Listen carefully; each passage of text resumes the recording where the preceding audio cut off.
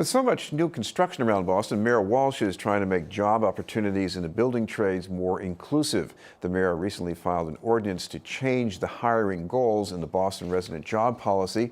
The changes would raise the bar on jobs for city residents, women, and people of color. To tell us about the proposal is the city's Director of Economic Policy and Research, Dr. Karilyn Crockett. Thank you very much for being with us. It's great to be here. Thank you for having me. First of all, talk about the reasons for making these changes. Because yes, there's a lot of construction work going on Absolutely. out there. People from the city should be getting some of that. But the population of Boston has changed since this ordinance began. Sure, absolutely. So over the past more than 3 decades since the Boston resident jobs policy has been put in place, there have been massive changes in the city's overall demographic. There also have been changes in the construction industry itself. When this ordinance was first passed in 1983, there was a conscious effort on behalf of the administration at that time, as well as jobs advocates, to make sure that there was a pathway to jobs and opportunity for residents, for people of color, and for women. At that time, the construction industry itself really was not reflective of the city or of a diverse pool of workers. And so what we found is over the last 30 years, there have been some real changes and shifts in the industry, but there are more shifts to be made. And so Mayor Walsh is hoping with this ordinance that we're communicating that same message, that Boston is about opportunity, that as long as the city is booming and growing, we want to make sure that a diverse population is able to take advantage of that, and that the residents in the city are part of that mix as well. So we're delighted. Well, this ordinance really is a product of grassroots mobilizing, and even in crafting these revisions, the mayor was also talking with some of the grassroots organizers here. Absolutely. I would be remiss not to mention the Boston Jobs Coalition and many activists who came around the table with us to make this possible. Very similar to the ordinance, it's early beginning.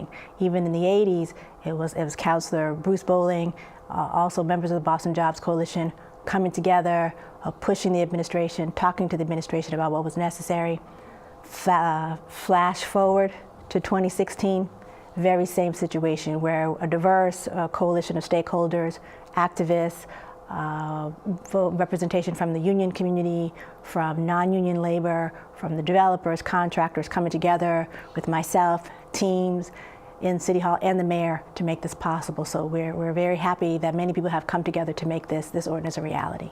We're talking with the city's Director of Economic Policy and Research, Dr. Karilyn Crockett.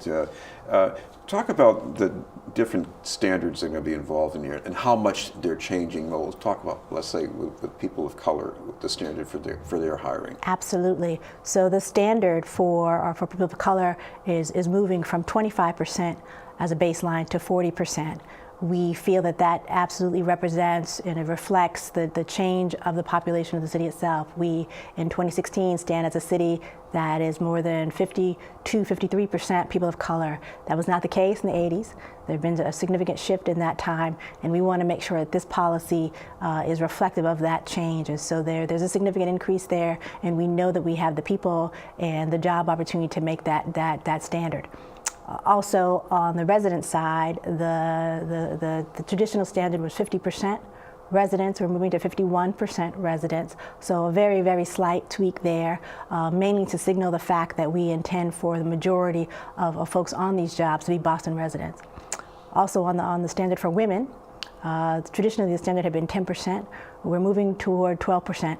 There's quite much more movement to move there, to get us on track with national standards. There's a national movement to get more women in the trades and to get jobs to really recognize that there are skilled females that can do the job. So over time, that also is a standard that we'd like to see move. So all of these moves let us know that the city is trying to be a leader and letting folks know across the construction industry that we're serious about if you're investing in Boston jobs and you're investing in the city, that we want these jobs to be about equity.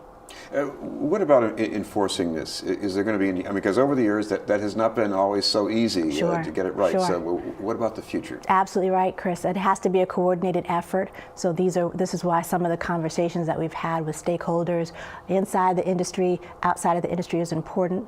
We've also used this ordinance as an opportunity to strengthen the enforcement and oversight of the Boston Employment Commission, which is a 7-member body appointed by the mayor that is put in place to oversee construction and development projects in the city. And so now, with the new ordinance, this body is empowered to look at public construction projects as well as an increased number of private projects. And so this is an important measure to make sure that we have the appropriate oversight and governance to let us know that the ordinance is performing well. Well, there's more to these standards than just someone showing up and looking for a job. Right. Talk about the things, the added ingredients that have come into play to make this work, as I imagine there are different kinds of partnerships to get Right. people ready to take advantage of these standards. Right, absolutely. I should mention that there is also a full-time compliance team that's part of my team, and that there's also a team of compliance managers that work with the Boston Planning and Development Agency, the BDPA, and the compliance team that is staffed by the city is an essential part of how we're able to make sure there's oversight to the projects that are under construction. So that full-time staff leads a project from its initial signing off on contracts to construction kickoffs to meeting with general contractors to the subcontractors, and have regular correspondence with compliance team who represent the developers and contractors. So all of that is to say there are lots of people and lots of checkpoints along the way to make sure that there is oversight. And you're right, the partnerships that we have on the public side of this and the private side are essential. And that's another reason why the Boston Employment Commission is so important, to make sure that there is a body that is truly overseeing the entire landscape of folks who are making sure that we're doing what we need to do every day. One thing we should explain to viewers, and maybe this is not changing essentially in the new ordinance, but talk about the projects that this would apply to. Sure, yeah. So on the public side, it would mean public projects where there's city land that's involved. There are city dollars, in some cases federal dollars that we're also monitoring.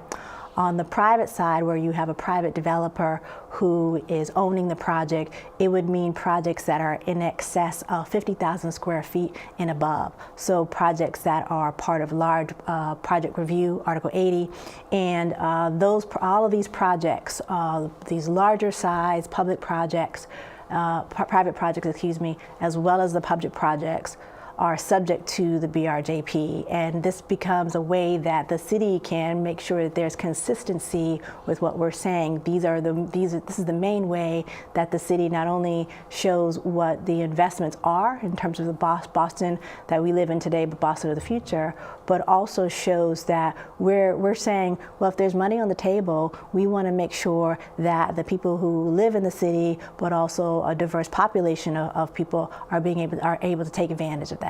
And of course, to put that in plainer language, I guess that you're talking about here some projects that would be allowed to build above and beyond the normal zoning standards. So these are developers that are, they're getting more, but they got to give back more. Sure, that's right. That's right. We see in the cases of these larger projects where there needs to be a variance, a zoning variance, that we want to work with folks to make that possible. And we're saying, in exchange for that, then let's think about how we're going to meet the BRJP, the Resident Jobs Policy, because that's how we show that we're in partnership with residents and also a diverse population of folks that we want to see move through the construction industry pipeline. Of course, another part of the equation here are the people who want the job. So Sure. Anybody watching tonight, they want to find out more how they can take advantage. What's the best thing for them to do? Absolutely. I'm hoping what they can do is pick up the phone and be in touch with my office, call the Jobs Bank coordinator. The number is 617, can I go for it? 635-0047. And there will be a person there can pick up the phone and say, are you interested in a job? Tell me about your skills, tell me about your background. We have a list that we use to actually staff up these jobs. We share the list with developers and contractors who need labor. And we want it to be as easy as possible to get access to these jobs, whether you call our office or you see a site that has a BRJP sign on it, you sign, you fill out an application, drop it in the box. We want all of those points of contact to be made easy and available for folks. We also have partners through apprenticeship programs, pre-apprenticeship programs, and so many coalition members through the Boston Jobs Coalition that can help get people on these jobs, which is exactly what we want. Thank you very much for being with us. Great. Thank you. Dr. Karilyn Crockett will have more news in just a moment.